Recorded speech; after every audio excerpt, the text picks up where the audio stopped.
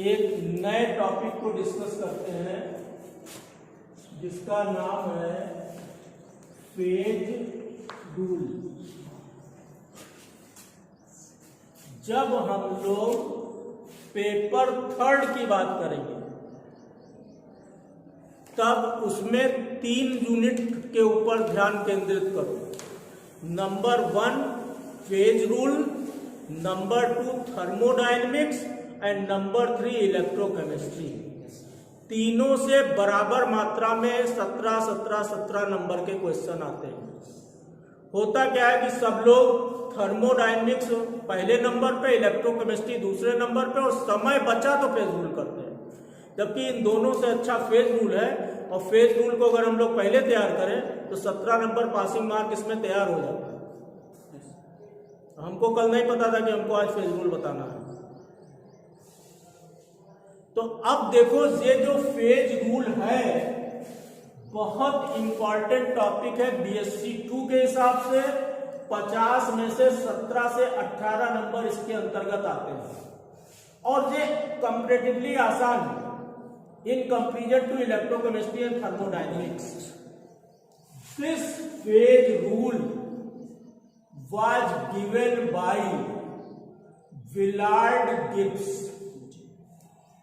इसको दिया था विलार्ड गिब्स ने और उनका ईयर था 1975-78, 1975 से 78 के बीच में।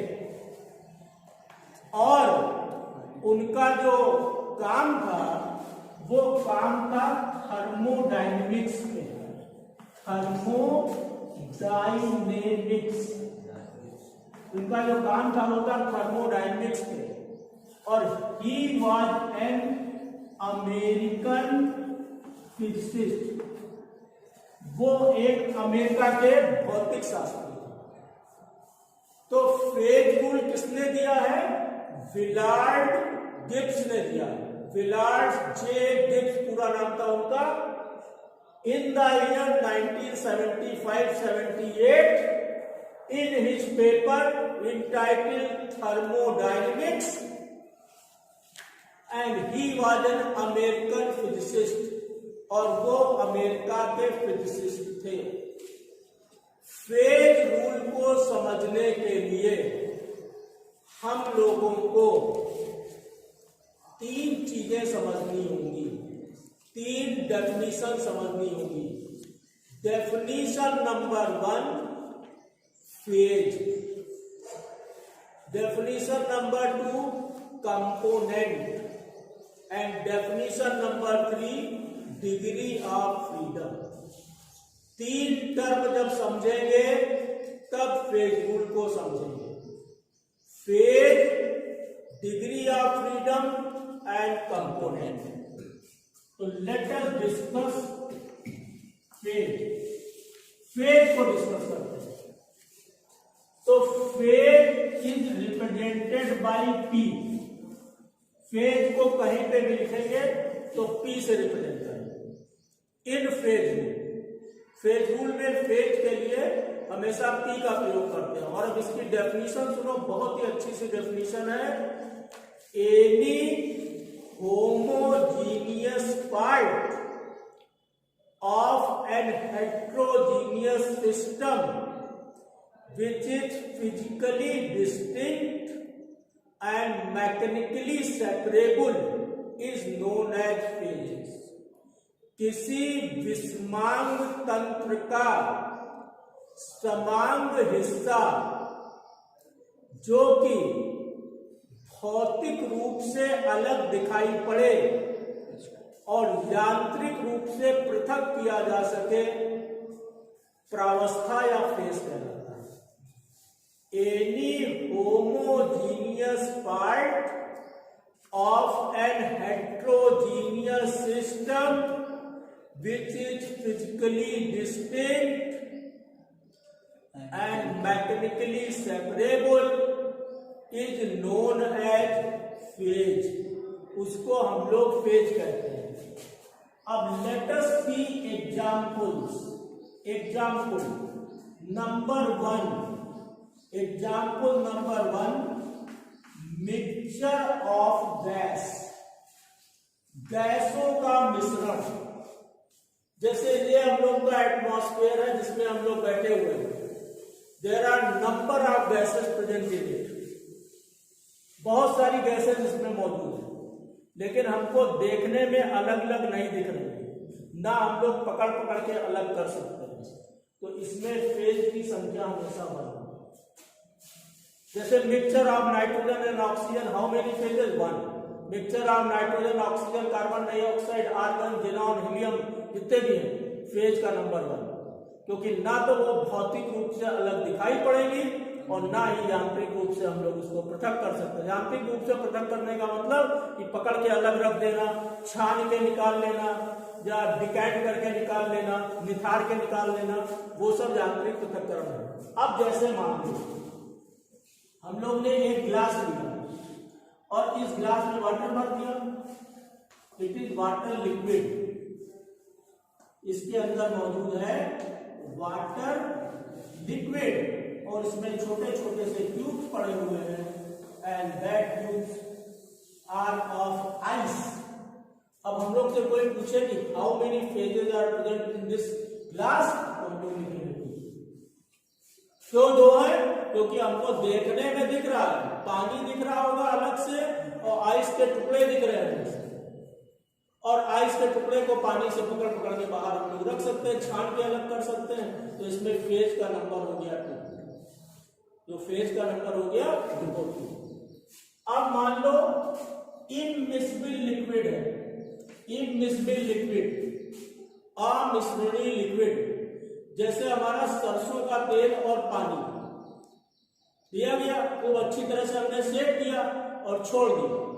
थोड़ी देर के बाद में पानी की लेयर अलग दिखेगी और सरसों के तेल की लेयर अलग दिखेगी, और अगर सेपरेटिंग फनल का प्रयोग करें तो पानी को अलग कर लेंगे सरफेस उससे, जो है जैसे पानी पीली पीली लेयर सरसों के तेल की दिखेगी और कलरलेस पानी दिखेगा। तो हम लोग ने सेपरेटिंग फनल को अलग किया, से अलग किया, एक अलग हो गया, दूसरा अलग हो गया।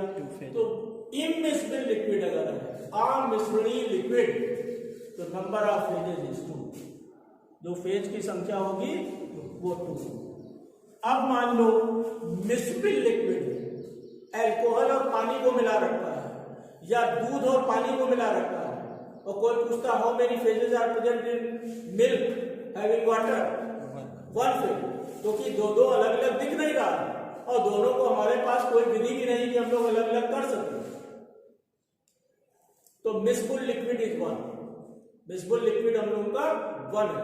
अब जैसे ये हम लोग के जितने भी यहाँ पे 2, 4, 2, 6, 2, 8 स्टूडेंट बैठे हुए हैं, हम लोग पूछे कि इस 8 स्टूडेंट्स में कितने फेज है, तो हम लोग कहेंगे 8, क्योंकि सभी 8 अलग अलग शक्ल के हैं और उनको पकड़ पकड़ के हम लोग अलग अलग बैठा सकते हैं। तो गैसों का मिश्रण हो गया। अब जब सॉलिड की बात करेंगे तो सॉलिड तो जितने होंगे सब एक फेज है। ये कुर्सी एक फेज है, ये मेज एक फेज है, ये डेस्क एक फेज है, बैग जो हम लोगों का जो है, जो बैग है ये एक फेज हो गया, बुक है ये हो गया, रजिस्टर एक फेज हो गया, चार्ट एक फेज हो गया। तो कोई भी 2 सॉलिड एक जैसे दिखाई नहीं देते हैं। तो अगर सॉलिड 10 है तो फेज 10 है, गैसें 10 है, फेज 1 है। गैस का हो गया क्लियर, लिक्विड का हो गया हम लोगों का। और लिक्विड में 2 कंडीशन, मिसिबल है तो 1 और इमिसिबल है तो जितने लिक्विड की लेयर दिख रही है 3 दिख रही है, 3, 4 दिख रही है, 4। और अगर जब हम लोग आपस में मिलाएं गैस और सॉलिड और लिक्विड को, तब अगर अलग अलग दिख रहा है तो हम लोग पहचान लेंगे। जैसे वाटर सिस्टम अपने कोर्स में, वाटर के अंदर 3 फेज होते हैं, 1 is liquid, another is solidized and 1 is vapor। ये तीनों अलग अलग दिखाई पड़ती हैं। वेपर उड़ती हुई दिखाई पड़ेगी, लिक्विड बैठा हुआ दिखाई पड़ेगा और सॉलिड उसमें तैरता हुआ दिखाई पड़ेगा। तो वाटर सिस्टम हैज 3 फेजेस। दूसरा सिस्टम अपने कोर्स में है सल्फर सिस्टम। सल्फर सिस्टम में 4 फेज है। One is sulfur liquid, one is sulfur vapor, one is sulfur monoclinic solid and one is sulfur rhombic solid. 4 phase पाए जाते हैं इन sulphur system. हम लोग के 1 कंपोनेंट सिस्टम में 2 कोर्स में है। एक आसान पूछा जाता है, one is sulphur system, another is water system. तो सल्फर सिस्टम में 4 फेज है, लिक्विड, वेपर, मोनोक्लिनिक, रॉम्बिक। और वाटर पे 3 फेज है, लिक्विड, वेपर, सॉलिड। अब हम लोग दूसरे चीज की बात करें, and that second part of phase rule is component. That second part is components.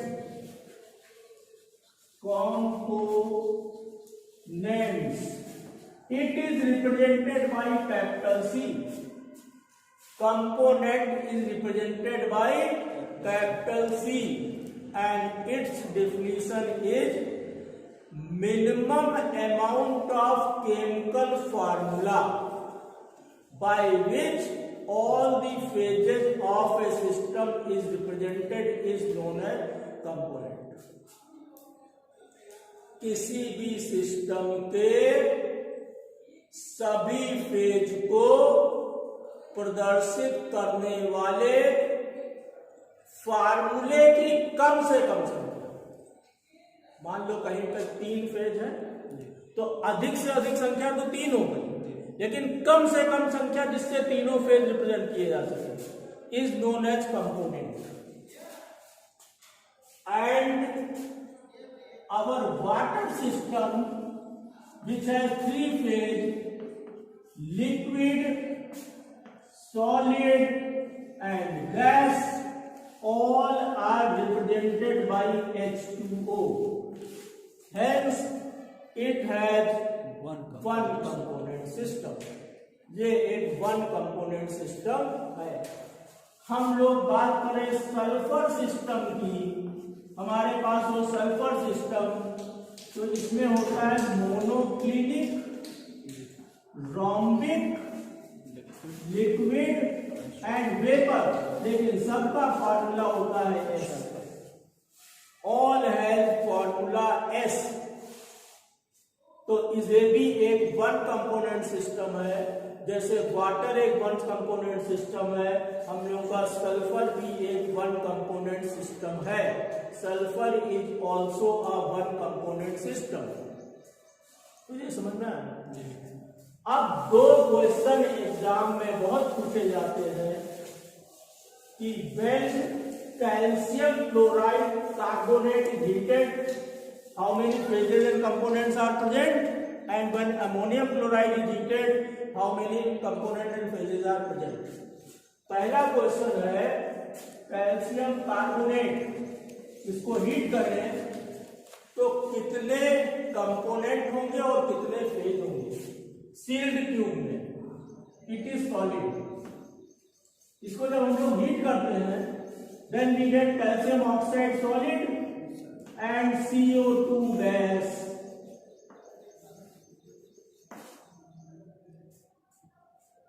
तो किसी ने पूछा how many phases are present, कितने फेज है? 2. कैसे? 1 सॉलिड और 1 सॉलिड। कोई भी 2 सॉलिड एक शक्ल के नहीं होते। सॉलिड की ये खास बात है, ये 2 सॉलिड है, दोनों अलग अलग शक्ल के हैं। 1 phase, 1 phase, 1 phase, phase will be 3। देखो गैसों का मिश्रण 1 फेज, मिसबिल लिक्विड 1 फेज, इनमिसबिल लिक्विड जितने होंगे उतने फेज, और सॉलिड जितने होंगे सब अलग अलग phase. All the solids will have different phase. तो इसमें फेज का नंबर हो गया 3। हमको पता करना है कंपोनेंट, तीनों को रिप्रेजेंट करने वाला मिनिमम फार्मूला। क्या एक कोई फॉर्मूले से तीनों को रिप्रेजेंट कर सकते हैं?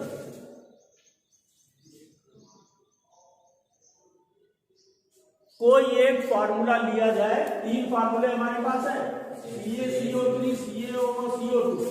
क्या कोई एक फार्मूला मान ले तो उससे तीन, मतलब ये है कि एक बोतल में कैल्शियम कार्बोनेट रखा है, एक बोतल में CaO रखा है, एक बोतल में CO2 रखा है। हमको उसके ऊपर लेबल लगाना है जिससे कोई भी आदमी जाके उस चीज को पकड़ के ले आए।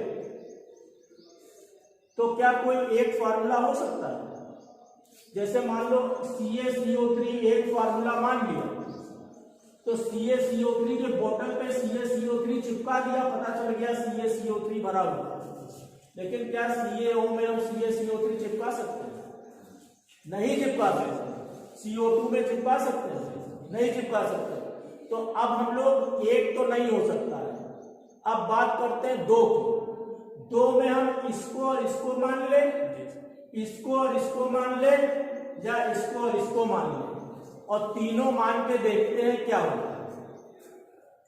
जैसे हमने कंपोनेंट में एक नहीं, अब कंपोनेंट में 2 ट्राई करते हैं। हमने माना CaCO3 and CaO is 2 component. तो अब तीनों को लिखने की कोशिश करते हैं। हमने लिखा CaCO3, इसकी बॉटल में हम लोग क्या निशान लगाए? हम लोग निशान लगाए CaCO3 प्लस 0 CaO। लिखना दोनों को पड़ेगा। तो जब कोई देखने जाएगा तो उसको पड़ेगा CaCO3 0 CaO, मतलब CaCO3 है और CaO नहीं है।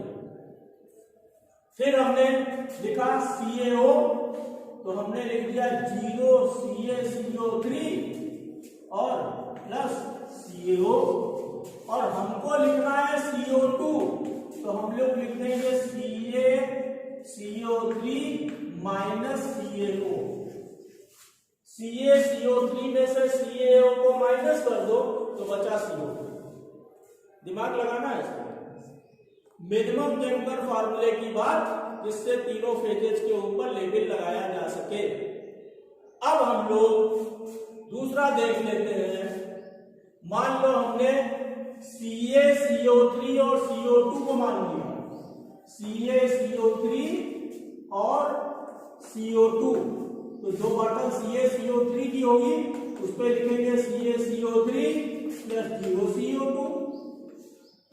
जो बॉटल हम लोग की CO2 की होगी उसमें 0 CaCO3 प्लस CO2, और जो बॉटल हम लोग की CaO की होगी CaCO3 माइनस CO2। ये हो गया। तो ये दो हो सकते हैं, कोई नहीं, दोनों में से किसी को मान लो। और एक तीसरा भी हो सकता है, 1/3 may also be present, and that third is CaO and CO2। हम लोग का CaO CO3 अगर लिखना होगा तो हम लोग लिखेंगे CaO प्लस CO2, दोनों को जोड़ दो, CaCO3 बन गया। हम लोग CaO लिख रहे होंगे तो 0 CaO प्लस CO2, और हम लोग अगर CO2 लिखेंगे तो CaO 0 नहीं, ये 0, और CaO लिखेंगे तो 0 CaO प्लस CO2। तो हम लोग कह सकते हैं कि CaCO3 when heated in a sealed tube we get CaO and CO2। in that condition number of phases is 3, phase की संख्या 3 होगी, फेज की संख्या 3 होगी, 2 सॉलिड 1 गैस, और कंपोनेंट की संख्या 2 होगी। Component will be 2, 1 is CaO CO2 और दूसरा वाला या तीसरे वाला। सेम इसी तरह का क्वेश्चन एक और आया है जो अपने आप लिख लो, and that reaction is, exam में कई बार आया है, NH4Cl is heated and we get NH3 plus HCl. हो गया NH4Cl. ये हम लोग का है सॉलिड, ये है gas and it is gas. इसमें फेज कितने होंगे? 2. बिल्कुल सही बताया उन्होंने, क्योंकि दोनों गैस एक जैसी हो जाएगी, one phase and solid is different. तो ये सॉलिड दूसरा फेज हो जाएगा. तो इट हैज 2 फेज और कंपोनेंट भी 2 होगा. इसी तरह से लिख लेना NH4Cl और NH3, जिसमें NH4Cl होगा NH3 0 होगा, दूसरे में NH4Cl 0 होगा NH3 0 हो जाएगा, तीसरे में NH4Cl माइनस NH3 हो जाएगा. फिर दूसरा मान लेना NH4Cl और HCl, NH4Cl plus 0 HCl, 0 NH4Cl plus HCl, NH4Cl minus HCl. और तीसरा हम लोग मान लेंगे NH3 और HCl, NH3 plus 0 HCl, 0 NH3 plus HCl और NH3 प्लस HCl. तो ये भी कॉपी में लिख लेना, ये भी क्वेश्चन कई बार आया. तीसरी हेडिंग डालो degree of freedom. Degree of freedom. अब हम लोग 2 चीजें समझ चुके हैं, one is phase, one is component. और now next heading is degree of freedom. It is represented by F. इसको F से रिप्रेजेंट करते हैं और इसकी परिभाषा है minimum number of independent variables on which a phase is kept. एक वेरिएबल की संख्या जिस पे फेज रखा हुआ है. जैसे यहां पे तुम जो बैठे हो, टेम्परेचर, प्रेशर, कंसंट्रेशन 3 हुए. अब मान लो हमने पानी को लिया, वाटर के आइस को लिया.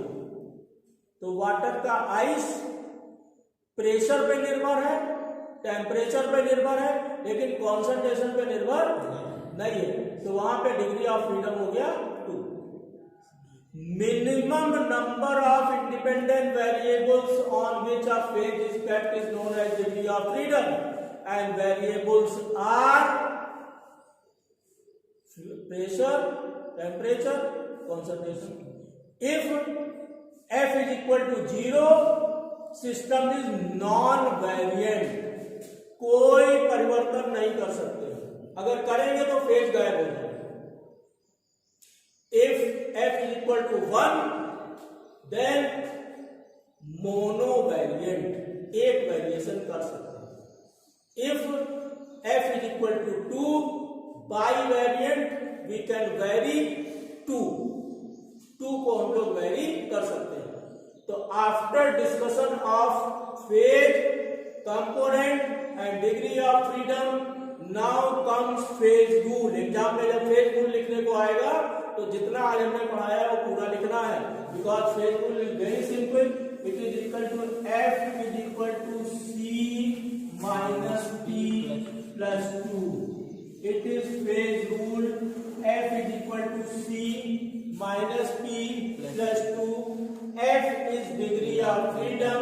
C is component. P is phases.